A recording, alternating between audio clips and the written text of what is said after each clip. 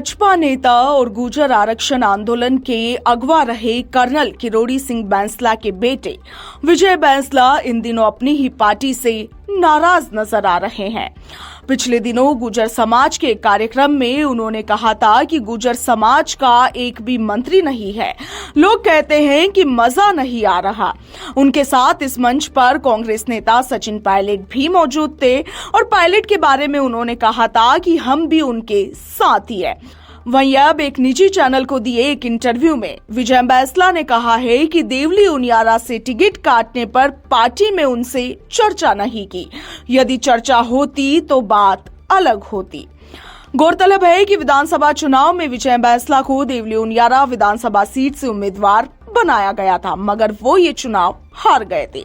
इसके बाद में हरीश मीणा के सांसद बन जाने के बाद हुए उपचुनाव में भाजपा ने बैंसला का टिकट काटकर राजेंद्र गुर्जर को इस सीट से अपना उम्मीदवार बनाया था। सरकार में प्रतिनिधित्व के सवाल पर विजय बैंसला ने कहा कि हमें एक राज्य मंत्री मिला, इसके लिए बहुत धन्यवाद, मगर हमारा प्रतिनिधित्व बढ़ाया जाना चाहिए।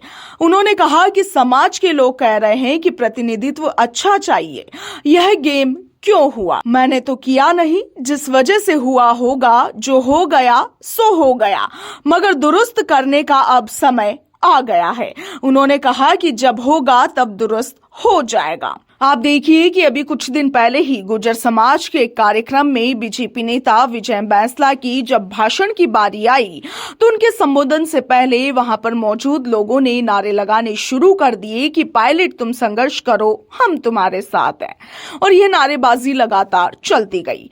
इस पर सचिन पायलट का स्वागत करते हुए विजय बैंसला ने कहा कि हम सबके लाडले और प्यारे सचिन पायलट को प्रणाम। बैंसला की इस बात को सुनते ही शोर शुरू हो गया। जब नारेबाजी हुई तो विजय बैंसला ने भी कहा कि हम भी साथ ही हैं, चिंता मत करो। विजय बैंसला के इस बयान को लेकर राजस्थान के सियासी गलियारों में चर्चाओं का दौर शुरू हो गया था। वहीं उनके इस भाषण के बाद पंजाब केसरी के साथ विजय बैंसला ने खास बातचीत भी की। सचिन पायलट को लेकर दिए विजय बैंसला ने अपने बयान पर क्या कुछ कहा, आप भी सुनिए। राजस्थान के गुर्जर समाज के दो बड़े नेताओं ने एक साथ मंच साझा किया है, सचिन पायलट ने और विजय बैंसला ने। क्या संदेश देना चाहता है? देखो, संदेश बहुत सिंपल है। सामाजिक मंच था, हम अलग अलग पार्टियों में हो सकते हैं, घर तो एक ही है। एक घर में एक भाई एक पार्टी में हो सकता है, दूसरा भाई दूसरी पार्टी में हो सकता है, तीसरा भाई तीसरी पार्टी में हो सकता है, लेकिन माँ तो थाली में जो सब्जी बनाते तीनों को बराबर ही मिलती है ना। तो हम सब तो एक ही थाली के चट्टे बट्टे हैं।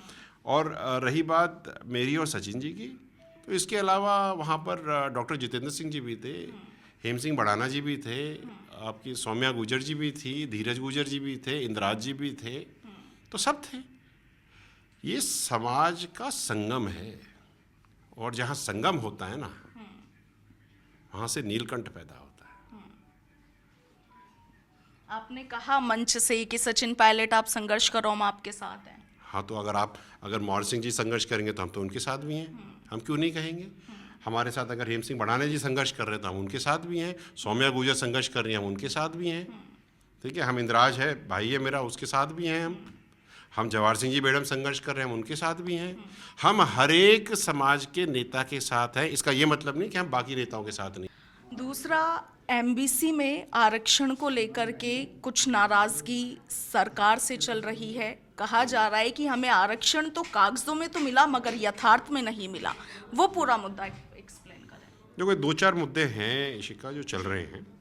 अगर हम इस तरह की बात करें तो एक सबसे पहले तो वो है कि जोधपुर हाई कोर्ट में माननीय न्यायाधीश दिनेश जी मेहता ने जजमेंट दी थी 2019 अक्टूबर में, मेरे ख्याल से 12,444/2019, जिसमें कुलदीप जी जो सरकार के नुमाइंदे थे, उन्होंने कोर्ट में लिख के बताया कि आरक्षण कैसे नापा जाएगा। और ये 2019 के फरवरी के हमारे 5% आरक्षण लागू होने के बाद की बात है।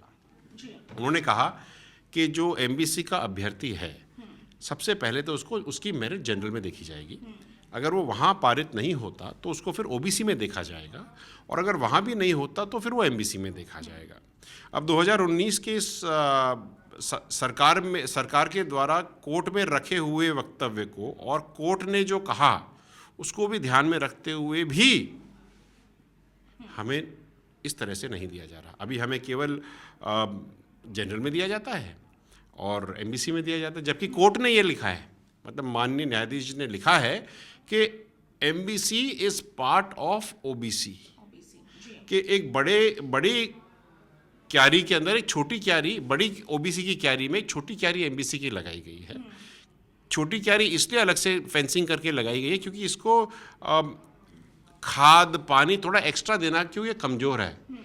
लेकिन ये नज़रअंदाज नहीं किया जा सकता कि ये छोटी क्यारी ओबीसी की क्यारी का हिस्सा है। तो जो फ़ायदा ओबीसी को मिलता है वही एमबीसी को भी मिलेगा, और एमबीसी को अलग से 5% एडिशनल एक्स्ट्रा जो अपन खाद की बात कर रहे हैं वो मिलेगा। तो वो हो नहीं रहा। फिर इसके अलावा हमारे जो रोस्टर प्रणाली है, अगर आप उसको देखो तो रोस्टर में हमारे को आरक्षण जो मिला है राजस्थान के लेवल पे 5% मिला है पूरे में, लेकिन वो पदों को डिस्ट्रिक्ट्स वगैरह में बांट देते हैं। बांटने के बाद जहाँ पे हमें 120 पे 1 मिलना चाहिए, वहाँ पर अगर 100 पद हो तो हमें 5 मिलने चाहिए, हमें मिलते कहीं 2 कहीं 1, और जो 3 या 4 जो पद हैं वो जादू तरीके से गायब हो जाते हैं, हमें पता ही नहीं चलता। तो आरक्षण आपने हमें दे भी दिया और आरक्षण आपने नहीं भी दिया, कागजों में दे दिया, यथार्थ में नहीं मिला। तो मैं डीओपी के पाठक साहब से, सेक्रेटरी साहब से मिला और उन्होंने मेरी बात का अनुसरण किया, बोला आप सही कह रहे हो, और हमने ये रिक्वेस्ट किया कि अगर आपने आरक्षण राजस्थान के लेवल पे दिया है तो उसका एग्जीक्यूशन भी राजस्थान के लेवल पे करिए। जो व्यक्ति अभ्यर्थी सेलेक्ट होते हैं उनको फिर आप जिस डिस्ट्रिक्ट पे बांटना है बांट दीजिए ना, हमारे आरक्षण को क्यों खा रहे हो। तो ये तो दूसरी बात हो गई। फिर और भी बहुत सारी बातें हैं। नवी अनुसूची अभी लगी नहीं है हमारी। अब जब आप बोर गुजर बन की बात आप कहते हैं तो हम जहाँ भी जाते हैं सबसे पहला मुद्दा, आखिरी मुद्दा और बीच का मुद्दा यही आता है कि हमारा आरक्षण नवी अनुसूची में क्यों नहीं डाला। भारत की स्वतंत्रता के बाद सबसे बड़ा आंदोलन जो हुआ, जिसमें सबसे ज़्यादा सिविलियन कैजुअलिटी जाने गई, 73 लोग शहीद हुए, वो गुजर आरक्षण आंदोलन रहा। 2006 से लेकर के 2000 हमारा आखिरी आंदोलन हुआ था 2022 में, जब हमने राहुल गांधी जी को रोका था।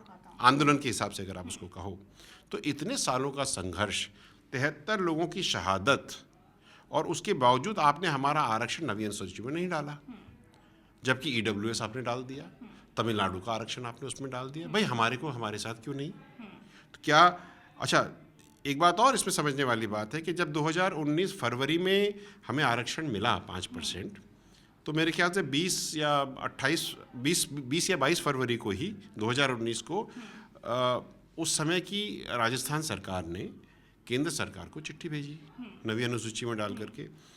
K2 नाम से है, और रोली सिंह मैडम जो उस टाइम डीओपी से, उन्होंने चिट्ठी भेजी है यूनियन मिनिस्टर साहब को, सोशल जस्टिस को। और उसके बाद में 2020 में जब हमने आंदोलन किया था, हम पीलूपुरा में बैठे थे, उसके बाद फिर एक रिमाइंडर लेटर भी गया था, लेकिन अभी तक नहीं हुआ। तो कब होगा भी या नहीं होगा, क्योंकि आज की तारीख में तो आरक्षण है। अगर कल की तारीख में आरक्षण अगर रद्द हो जाता है किसी भी कारण से, लीगली या किसी कारण से, तो क्या हमको फिर से पटरियों पे बैठना पड़ेगा, जो हम नहीं चाहते। क्या आप चाहते हो कि हमारे 73 फिर से शहीद हों, जो हम नहीं चाहते। तो जो चीज़ प्यार से हो सकती है उसको कर क्यों नहीं देते। आप ही की सरकार है। बात आप ही की सरकार का मैटर नहीं है। बात यह है कि विजय बैंसला अगर होता वहाँ पे तो मैं कर लेता। मैंने कल ही सीएम साहब को भी चिट्ठी लिखी है। इनफैक्ट अगर आपसे मैं सही बात बताऊँ को तो 25 सितंबर 2022 या नहीं 23 को भी मैंने 22 को मैंने नरेंद्र मोदी जी को भी चिट्ठी लिखी है इस बारे में, सेम लेटर।